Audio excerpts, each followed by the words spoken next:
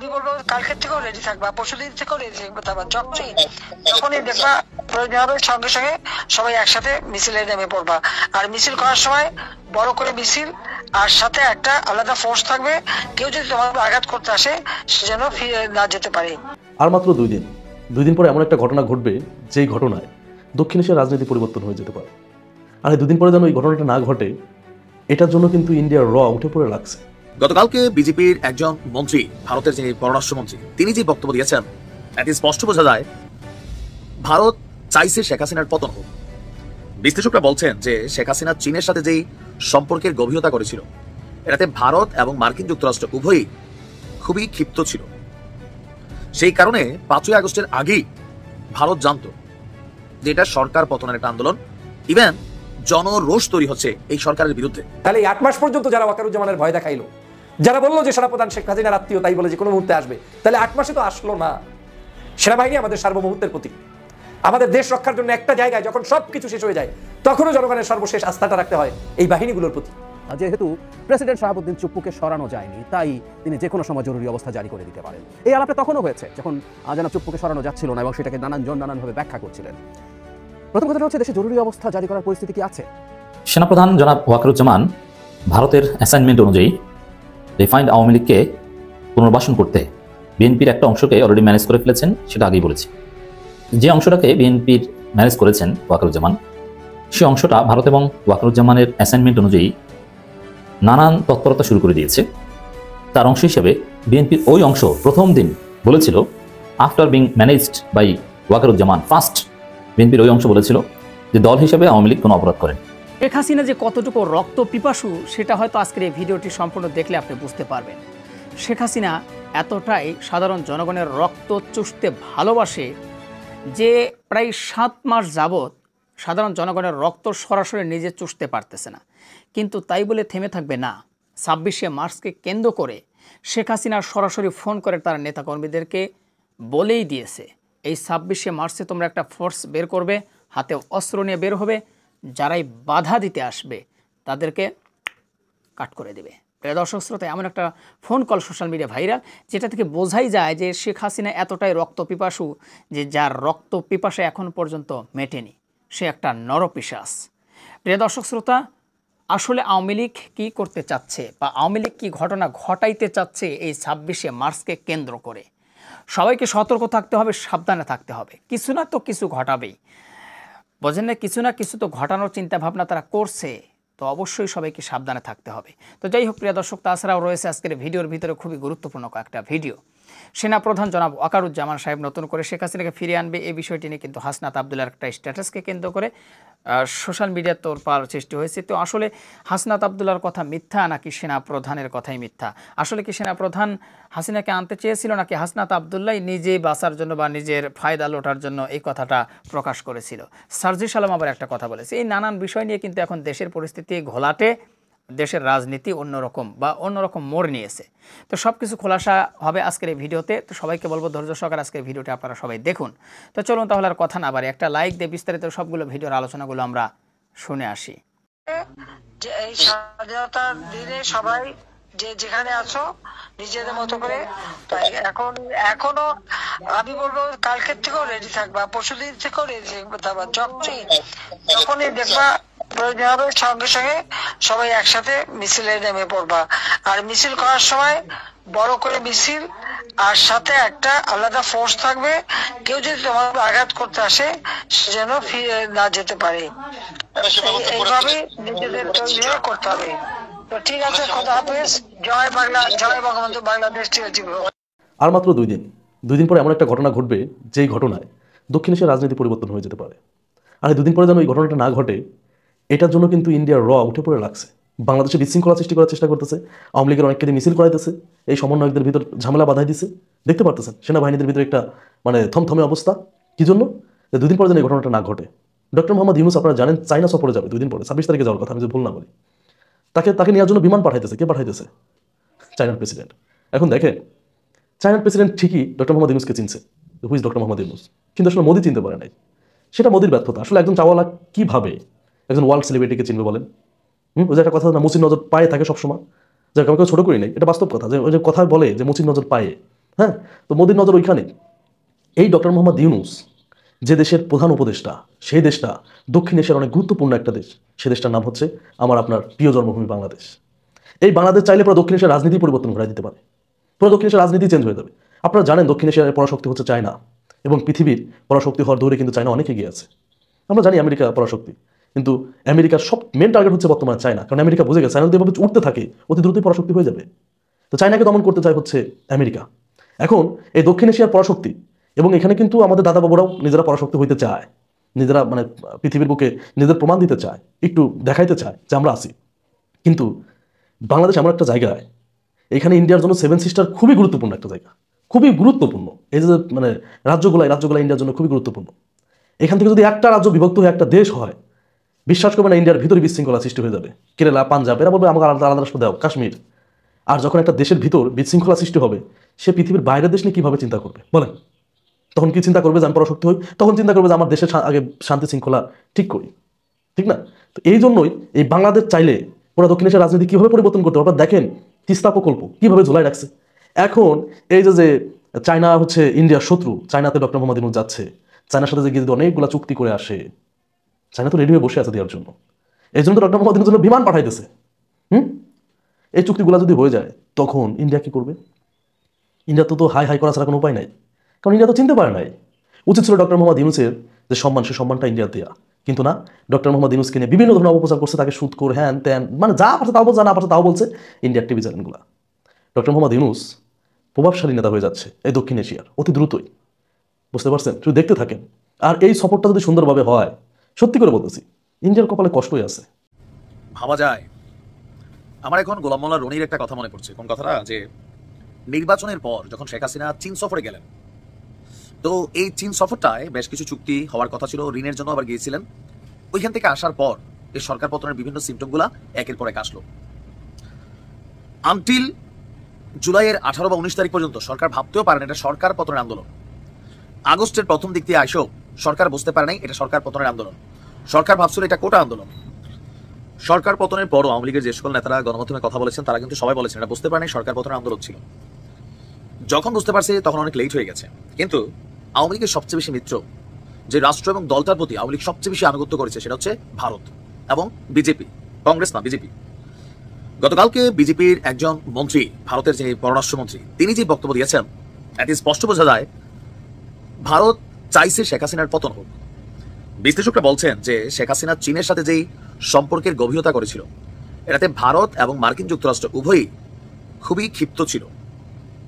সেই কারণে 5ই আগস্টের আগেই ভারত জানত যে এটা সরকার পতনের একটা আন্দোলন। ইভেন জনরোষ তৈরি হচ্ছে এই সরকারের বিরুদ্ধে। প্রশ্ন হচ্ছে সেই বিষয়টি ভারত সরকার অবগত থাকার পরেও কেন সরকার প্রধানকে জানালো না, অথবা কেন আমাদের গোয়েন্দা সংস্থাগুলোকে তারা তথ্য দিল না। আর এই চাঞ্চল্যকর বক্তব্য দেওয়ার পরে আবারও রাজনীতির মাঝে একটু তোলপাড়। ভারতের পররাষ্ট্রমন্ত্রী এস জয়শঙ্কর তিনি গতকালকে বলছেন যে 5ই আগস্টে শেখ হাসিনা সরকারের পতনের আগের যে দিনগুলো, তখনই বাংলাদেশে হাসিনা বিরোধী জনরোষ তৈরি হচ্ছে। সেই বিষয়টি ভারত সরকার আগেই অবগত ছিল, জানতে পারলেও এই বিষয়ে বিশেষ কিছু করার মতন অবস্থানে ছিল না, কারণ শেখ হাসিনার উপর তাদের যথেষ্ট প্রভাব ছিল না এবং তাকে কেবল পরামর্শ দেওয়ার সুযোগ ছিল খবরদার হিন্দুর। পয়েন্টটা মিলছে তো? শেখ হাসিনার উপর তাদের প্রভাব ছিল না। এই কথাটা ভারত কেন বলছে বুঝাই। চীনের সাথে সম্পৃক্ততা, বাংলাদেশে গেল কয়েক বছর যাবৎ বেশ কয়েকটা বড় বড়, এই পদ্মা সেতু দেখেন, আরো অনেক কিছু, চীনের এখানে বড় ধরনের একটা বিনিয়োগ তৈরি হয়েছিল, বাজার তৈরি হয়েছিল। এবার এখনো ডক্টর মোহাম্মদ ইউনূসের বেলায় চীন নিজস্ব বিমান পাঠায় ওনারা আলাদা নেওয়ার জন্য প্রস্তুত। চীন ব্যবসা করে। ভারতের বিপরীতে বাংলাদেশ একটা করিডোর, চিকেন নেক, সবকিছু মিলাইয়া ভারতকে সাইজ করতে হলে বাংলাদেশকে চীনের দরকার ছিল। টাকা দিছে, পয়সা দিছে, অনেক কিছু করছে। আর এই যে সম্পৃক্ততাটা ভারত কোনোভাবেই পজিটিভ নেয় নাই। আমেরিকা ভারত মিলে অনেক ট্রাই করছে, কিন্তু শেখ হাসিনা কথা শোনেন নাই। অ্যাজ এ রেজাল্ট ভারত এই তথ্যগুলো জানার পরেও হয়তোবা তাকে জানাইছে অথবা জানায় না, আমার জানায় নাই। ভারত চাইছে শেখ হাসিনার পতন হোক, কারণ তিনি কন্ট্রোলে ছিলেন না। ভারত কন্ট্রোল করে অভ্যস্ত। বাংলাদেশের রাজনীতির গতিতে বসে ভারতের বিরোধিতা করলে রাজনৈতিক দলের ক্ষতি হবে, এটা স্বাভাবিক। তারপরেও জনগণ যদি আপনার পক্ষে থাকে, তাহলে ভারতের লাড়া চালায় আমার মনে হয় না কোনো কিছুই হবে। এই জন্য প্রত্যেকটা রাজনৈতিক দল যারা আগামীতেও ক্ষমতায় আসবেন, প্রতিবেশী রাষ্ট্রের সাথে বন্ধুত্বপূর্ণ সম্পর্ক আমরা জরুরি, ন্যায্য সমতার ভিত্তিতে। কিন্তু জনগণকে আন্ডার এস্টিমেট করা, বিদেশি রাষ্ট্রগুলোর প্রভু ভাবা, হোক সেটা ইউরোপীয় ইউনিয়ন, আমেরিকা, ভারত, পাকিস্তান, এই কাজগুলো যারা করবে, আওয়ামী লীগ একটা জ্বলন্ত উদাহরণ যে আপনার যখন জনরোষ তৈরি হবে এটাকে কেউ ঠেকাবে না, আপনার মৃত্যুটা আপনাকে বাঁচাবে না। তার মানে টোটাল এই ঘটনার পিছনে ভারতেরও মৌন সমর্থন ছিল। গত 8 মাসে সেনা শাসন আসে নাই, জরুরি অবস্থা হয় নাই। বাংলাদেশে আমার আত্মবিশ্বাসের জায়গা থেকে বলছি, এখন যে পরিস্থিতি বাংলাদেশের ডে বাই ডে উন্নতি হচ্ছে, এই পরিস্থিতিতে সেনাবাহিনী, সেনাপ্রধান জরুরি অবস্থা দিবে না। এই বাংলাদেশে কোনো অবস্থায় তারা কোনো ওই ধরনের শাসন ব্যবস্থা, সামরিক শাসন করবে না। তাহলে এই 8 মাস পর্যন্ত যারা ওয়াকারুজ্জামানের ভয় দেখাইলো, যারা বললো যে সেনাপ্রধান শেখ হাসিনার আত্মীয় তাই বলে যে কোনো মুহূর্তে আসবে, তাহলে 8 মাসে তো আসলো না। সেনাবাহিনী আমাদের সার্বভৌমত্বের প্রতীক। আমাদের দেশ রক্ষার জন্য একটা জায়গায় যখন সব কিছু শেষ হয়ে যায়, তখনও জনগণের সর্বশেষ আস্থাটা রাখতে হয় এই বাহিনীগুলোর প্রতি। তারা আমাদের দেশকে রক্ষা করবে। আমাদের সাধারণ নাগরিকরা বিশৃঙ্খল পরিস্থিতি তৈরি করলে সেটাকে সুশৃঙ্খল করার জন্য তারাই মাঠে ময়দানে থাকবে। গতকাল রাত থেকে আজ এখন পর্যন্ত গুজবের মধ্যে গিয়েছে বাংলাদেশ। ঢাকা শহর সহ বাংলাদেশের বিভিন্ন প্রান্তে মানুষদেরকে স্বস্তিতে থাকতে দেয়নি এক ধরনের মানুষ নামের বর্তমান সময়ের অনলাইনের কিছু কাপুরুষ, যারা বাংলাদেশের মানুষ শান্তিতে থাকুক সেটা চায় না, বাংলাদেশের মানুষ পবিত্র রমজানটা সুন্দরভাবে কাটাক সেটা চায় না। রাতভর গুজবের মধ্য দিয়ে তারা প্রচার করেছে বাংলাদেশে যে কোনো মুহূর্তে জরুরি অবস্থা জারি হতে পারে, সেনাপ্রধান ক্ষমতা নিয়ে নিতে পারে, সেনাবাহিনীর ভিতরে বিদ্রোহ চলছে, বিভিন্ন নানা কিসিমের বিভ্রান্তমূলক তথ্য জাতিকে উপস্থাপন করে বাংলাদেশি মানুষকে বিষিয়ে তুলেছে। আপনারা জানেন যে 5ই আগস্টের পরে বাংলাদেশের সাধারণ মানুষ আজ একটি স্বস্তির নিঃশ্বাস ফেলতে পেরেছে, এবং এই প্রথম পবিত্র রমজান, যেই রমজানটা কোনো ধরনের আপনার কাঁঠাল রানীর যে সকল রেসিপি, সেই সকল রেসিপি বাদ দিয়ে জনগণ সত্যিকার যেই সকল রেসিপি দিয়ে খাবার খেত সেগুলো দিয়ে রমজান উদযাপন করছে, পালন করছে। নিরবিচ্ছিন্ন বিদ্যুৎ ব্যবস্থা, যেখানে কোনো ধরনের লোডশেডিংয়ের তেমন কোনো ব্যবস্থা নেই, বিনা লোডশেডিংয়ে মানুষগুলো তারাবির নামাজ পড়ছে, সেহরি খাচ্ছে। সেই জিনিসটা যেন সরকারের বাহিরে যারা অবস্থান করছেন বিভিন্ন জায়গায় আওয়ামী লীগের দোসররা তারা সহ্য করতে পারছে না। যে কোনো মূল্যে বাংলাদেশকে বিতর্কের মধ্যেই রাখতে হবে, মানে যে কোনো মূল্যে প্রতিটা দিন অশান্তির মধ্যেই রাখতে হবে। আপনার এই বাংলাদেশের যে এই মুহূর্তের সরকার, এই সরকার 16 বছরের ঝঞ্ঝালের পরে ক্ষমতায় এসে তারা যে বসেছেন, এই বসার পরে রাষ্ট্রটা এক ধরনের ভিখারির মতো হওয়ার কথা, কারণ 16 বছরে এই দেশের কিছুই রেখে যায়নি। সেই জায়গা থেকে পবিত্র রমজানের আমাদের সকল দ্রব্যমূল্য নিয়ন্ত্রণে আছে, সব কিছু ভালোভাবে চলছে, কিন্তু সেই ভালো থাকাটাকে যেন কারো অশান্তির কারণ হয়ে দাঁড়িয়েছে, তারা আর থাকতেই দিচ্ছে না। হঠাৎ করে গতকালকে রাতের বেলা শুরু হয়েছে গুজব, সেই গুজবে জড়িত হয়েছে আওয়ামী লীগ, আওয়ামী লীগের সাথে জড়িত হয়েছে কিছু আজকের এই বাংলাদেশের যারা 24-এর গণ অভ্যুত্থানে অংশগ্রহণ করেছেন, এ ধরনেরও কিছু কিছু মানুষ যারা ইউটিউব কিংবা ফেসবুকে অ্যাক্টিভিস্ট হিসাবে পরিচিত আছেন। তারা যে কোনো মূল্যে যেন চেপে ধরে আওয়ামী লীগের সেই চাহিদা অনুযায়ী সেনাপ্রধানকে দায়িত্ব নিতে বাধ্য করছেন। তারা যে কোনো মূল্যে চেপে ধরে বাংলাদেশে জরুরি অবস্থা ঘোষণা করেই ছাড়বেন, এরকম একটা ভাব। মানে যেই সিদ্ধান্তটা সেনাপ্রধানের নাই, যেই সিদ্ধান্তটা ক্যান্টনমেন্টে নাই, যেই সিদ্ধান্তটা সরকারের মধ্যে নাই, এমনকি আজকের সরকারের একজন উপদেষ্টার সচিব যিনি ইতিমধ্যেই মানে মন্তব্য করেছেন যে বাংলাদেশের কোথাও কোনো জায়গায় এই ধরনের পরিস্থিতি নেই, এবং তিনি জানেন না যে এরকম জরুরি অবস্থা হতে পারে কিংবা হবে। তাহলে তারপরেও কারা এই ধরনের ষড়যন্ত্র করছে, যারা আজকের বাংলাদেশের মানুষের মধ্যে বিভিন্ন ধরনের ষড়যন্ত্র সৃষ্টি করছে? আপনারা জানেন দেশে জরুরি অবস্থা জারির বিষয়ে যা বলেছেন স্বরাষ্ট্র সিনিয়র সচিব, এই স্বরাষ্ট্র মন্ত্রণালয়ের সিনিয়র সচিব আজকে তিনি মন্তব্য করেছেন। তিনি বলেছেন যে এই বিষয়ে মন্তব্য করার কিছু নেই, সাংবাদিকরা জিজ্ঞেস করেছেন, তিনি বলেছেন যে কোনো কিছুই এরকম ঘটেনি। তারপরেও একটি গ্রুপ বাংলাদেশে এটাকে নিয়ে সারা রাত প্রচার করেছে, এমনকি কেউ কেউ শেখ হাসিনাকে সকালবেলা ফজরের নামাজ বাংলাদেশেই পড়িয়েছে বলে বিভিন্ন জায়গায় ফেসবুকে প্রচার করেছে।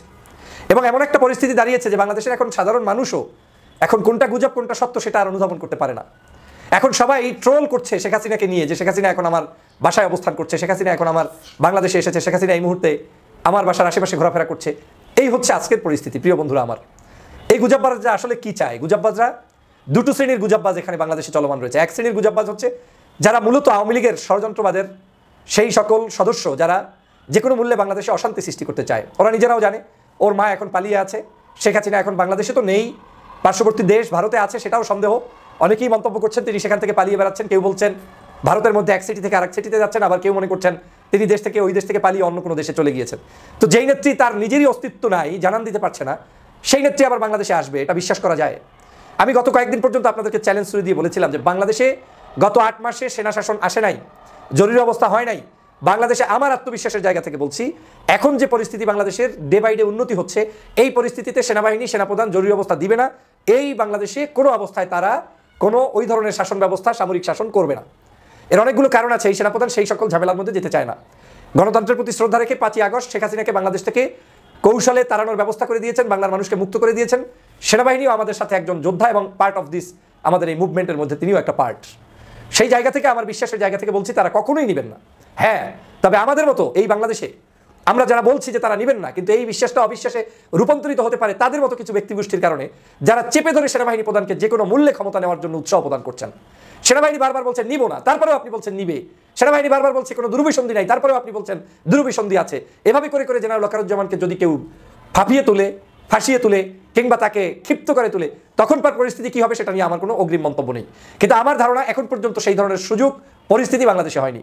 তাহলে আপনারা কেনই বা ভাই সারা রাত গুজব করে, কেনই বা ভাই যে কোনো নিউজের কোনো আগামাতা না পেয়ে সাথে সাথে জাতির কাছে সেটাকে ভিউ ব্যবসার জন্য কিংবা ভিন্ন কোনো উদ্দেশ্যে আপনি সেটা প্রচার করে জনগণকে কেন বিভ্রান্ত করলেন? বাংলাদেশের অনেক মানুষ আছে যারা ইউটিউবে, ফেসবুকে আপনার ওই ভিডিওটা আগামী 1 দিন পরে, 2 দিন পরে, 10 দিন পরেও দেখবে। ওই লোকের কাছে ওই দিনই এটা নতুন, উনি ওই দিনই মনে করবে যে আজকে মনে হয় সেনা শাসন আসছে, অথচ এই ঘটনার যে কোনো সত্যতা নেই তা তো আজকে জাতি দেখতে পেলেন। একটা গুজব ছড়িয়ে পড়ছে যে দেশে জরুরি অবস্থা জারি হতে যাচ্ছে, মানে আজই এটা হয়ে যাবে বা খুব সহসাই হবে, এই আলাপ আছে। এই আলাপ শেখ হাসিনা পন্থীদের যেমন আছে, শেখ হাসিনা বিরোধীও কেউ কেউ এই গুজবটি সামনে আনার চেষ্টা করছেন। এবং এই গুজবের একটা খুব গুরুত্বপূর্ণ দিক হচ্ছে এটা বলা, যেহেতু প্রেসিডেন্ট শাহাবুদ্দিন চুপ্পুকে সরানো যায়নি, তাই তিনি যে কোনো সময় জরুরি অবস্থা জারি করে দিতে পারেন। এই আলাপটা তখনও হয়েছে যখন জনাব চুপ্পুকে সরানো যাচ্ছিল না এবং সেটাকে নানানভাবে ব্যাখ্যা করছিলেন। প্রথম কথাটা হচ্ছে দেশে জরুরি অবস্থা জারি করার পরিস্থিতি কি আছে, বা জরুরি অবস্থা আসলে কেন জারি করতে চায় কোনো সরকার। অ্যান্ড ফাইনালি জনাব চুপ্পু চাইলেই দেশে জরুরি অবস্থা জারি করে দিতে পারেন। মানে আমরা অনেকেই খুব না জেনে কথা বলে ফেলি, কারণ আসলে আমাদের ভেতরে অনেকে ক্ষোভ রয়ে গেছে, যেহেতু চুপ্পুকে সরানো যায় নাই, সুতরাং আমরা দেখাতে চাই যে চুপ্পু কত বিপজ্জনক মানুষ, সুতরাং আমাদের সতর্ক থাকতেই হবে। এই ধরনের একটা পারসেপশন কারো আছে। এখন এই সুযোগে নেমে পড়েছেন এবং সত্যিকার অর্থে বেশিরভাগই আসলে সংবিধানে প্রেসিডেন্ট শব্দটা মানে কি সেটাই জানেন না জেনেই কথা বলেন। তখনও বলেছি আমি আজ এই ব্যাপারগুলো একটু ক্লিয়ার করতে চাই। মানে জরুরি অবস্থা জারির জন্য সংবিধানের যে আর্টিকেলগুলো আছে সেগুলো থেকে 41-42 এই দিক থেকে আমি কয়েকটা জিনিস একটু পড়তে চাই। 41-এ বলা হচ্ছে, রাষ্ট্রপতির নিকট যদি সন্তোষজনকভাবে প্রতীয়মান হয় যে এমন জরুরি অবস্থা বিদ্যমান রহিয়াছে যাহাতে যুদ্ধ বা বহির আক্রমণ বা অভ্যন্তরীণ গোলযোগের দ্বারা বাংলাদেশ বা উহার যে কোনো অংশে নিরাপত্তা বা অর্থনৈতিক জীবন বিপদের সম্মুখীন, তাহা হইলে, মানে তার মানে জরুরি অবস্থার জন্য এই কন্ডিশনগুলো যদি থাকে, তাহলে বহিঃশত্রুর আক্রমণ ছাড়াও অভ্যন্তরীণ গোলযোগ, অর্থনৈতিক বিপদ, এগুলোতে জরুরি অবস্থা জারি করা যায়। তো অভ্যন্তরীণ কারণে এটা সম্ভব। এবার একটা সময়সীমা বলা আছে অনধিক 120 দিন, মানে 4 মাস। 4 মাসের জন্য জরুরি অবস্থা ঘোষণা করা যাবে, যদিও 1/11 সরকার এর চেয়ে বেশি সময়ের জন্য জরুরি অবস্থা জারি করে রেখেছিল এবং তারা সংবিধানে সেটা র্যাটিফাইও করেনি। এক অবিশ্বাস্য ব্যাপার, কিন্তু এটা হয়েছিল। কারণ আমরা জানি, এই কথা বহুবার বলেছি, আপনি সংবিধান ভঙ্গ করে কাজ যদি করেও ফেলেন, সেগুলো পরবর্তীতে সংবিধানে সেটা র্যাটিফাই করা যায়। যে এখানে সরাসরি লিখে দেওয়া আছে, না লিখে দেওয়া থাকলে থাকলে এই যে রাষ্ট্রপতি বলা হলে, রাষ্ট্রপতি কে আসলে? আর্টিকেল 48(3) ক্লিয়ারলি বলছে রাষ্ট্রপতি জাস্ট দুটো কাজ নিজের সিদ্ধান্তে করতে পারেন। আদতে একটা কাজ, মানে দুটো কাজ সংবিধানে যেটা লেখা আছে, প্রধানমন্ত্রী নিয়োগ করা এবং প্রধান বিচারপতি নিয়োগ করা। এই দুটো কাজ তিনি নিজের এখতিয়ারে করতে পারেন। আর বাকি সব কিছুর ক্ষেত্রে তিনি প্রধানমন্ত্রীর পরামর্শ অনুযায়ী কাজ করবেন। সোজা একটা কথা হচ্ছে, আমরা সংবিধানে লিখেছি যাবতীয় সব কাজ রাষ্ট্রপতির নামে হবে, সেগুলো আসলে প্রধানমন্ত্রী। আর প্রধানমন্ত্রী নিয়োগও আসলে রাষ্ট্রপতির হাতে ওই অর্থে না, কারণ নির্বাচনে যিনি সংখ্যাগরিষ্ঠ আসন পাবেন তাকেই প্রথম ডাকতে হবে সরকার গঠন করার জন্য। তাহলে রাষ্ট্রপতির ক্ষমতা আসলে একটা। আর যাবতীয় যত জায়গায় যে রাষ্ট্রপতি জরুরি অবস্থা জারি করতে পারবেন বলছেন, এগুলো আসলে প্রধানমন্ত্রীর সিদ্ধান্ত। ইনফ্যাক্ট এই আর্টিকেলে এটা আবার আলাদা করে লিখে দেওয়া আছে, খেয়াল করি, আমি পড়ছি। তবু শর্ত থাকে যে অনুরূপ ঘোষণার বৈধতার জন্য ঘোষণার পূর্বেই প্রধানমন্ত্রীর প্রতি স্বাক্ষর প্রয়োজনীয় হইবে। ক্লিয়ারলি বলা আছে। তো প্রধানমন্ত্রীর প্রতি স্বাক্ষর ছাড়া এটা হবে না। এখন কেউ বলতে পারেন যে দেশে এখন প্রধানমন্ত্রী নেই, কি হবে তাহলে?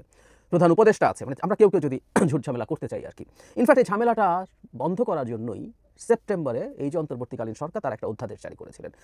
সেই অধ্যাদেশ অনুযায়ী এই সরকার আদতে প্রধানমন্ত্রী যা যা ক্ষমতা, যা যা তার দায়িত্ব, তার সুযোগ সুবিধা, মন্ত্রীরা এই সব কিছু নিয়ে একটা অধ্যাদেশে এটা ক্লিয়ারলি বলা আছে যে তারা এই কাজটা করবেন। তারা প্রধানমন্ত্রীর জায়গায় একইভাবে কাজ করবে। সুতরাং বাংলাদেশে এই মুহূর্তে প্রধানমন্ত্রী না থাকলে প্রধান উপদেষ্টা ঠিক সেই দায়িত্বে রত আছেন। সুতরাং জরুরি অবস্থা জারি করার ক্ষেত্রে আসলে প্রধান উপদেষ্টাকেই যেতে হবে। এখন জরুরি অবস্থা হবে না কি হবে না সেই তর্কে এখন যাচ্ছি না।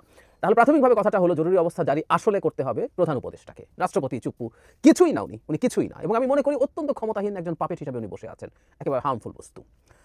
এখন সরকার জরুরি অবস্থা জারি করবে কিনা, মানে জরুরি অবস্থা আসলে জারি করার উদ্দেশ্যটা কি, কেন জরুরি অবস্থা জারি করা হয়? মানে ধরুন জরুরি অবস্থা জারি করে যা যা করা যায় সেই জিনিসগুলো জরুরি অবস্থা জারি ছাড়াও করা যায়। একটা জায়গায় খুব গুরুত্বপূর্ণ পার্থক্য আছে, সেগুলো কারণেই আসলে জরুরি অবস্থা জারি করা যায়। ধরুন দেশে খুব গোলযোগ হচ্ছে, সরকার চায় যে সভা সমাবেশ বন্ধ করে দেবে, এই ঘোষণাটা এক্সিকিউটিভ অর্ডার দিয়ে করা যায়, 144 ধারা জারি করে করা যায়। তো এই যে প্রধান উপদেষ্টার কার্যালয় এবং শাহবাগ এলাকায় সভা সমাবেশ ডিএমপি বন্ধ করেছে, তার জন্য জরুরি অবস্থা জারি করা লাগেনি তো। যদিও এনসিপি আওয়ামী লীগের বিরুদ্ধে একটা সমাবেশ শাহবাগে করেছে, এটা ভেঙে। এই যে চর্চাগুলো খুব খারাপ, এগুলো তো এক্সট্রা হ্যাডাম দেখানো, ভালো কিছু হয় না, মানুষের কাছে রং পারসেপশন দেয়। যাই হোক, সভা সমাবেশ বন্ধ করা যায়, বহু রকম পদক্ষেপ নেওয়া যায় এক্সিকিউটিভ অর্ডার দিয়ে। কিন্তু জরুরি অবস্থায় একটা বিশেষ ক্ষমতা আছে, সরকারের হাতে, সেটা হচ্ছে যে আর্টিকেল 36, 37, 38, 39, 40, 42, মানে এগুলো প্রত্যেকটা তৃতীয় ভাগে বর্ণিত মৌলিক অধিকার, যেমন আপনার রাজনৈতিক অধিকার, সমাবেশের অধিকার, মত প্রকাশের অধিকার, এই জিনিসগুলো এখানে আছে, চলাফেরার অধিকার।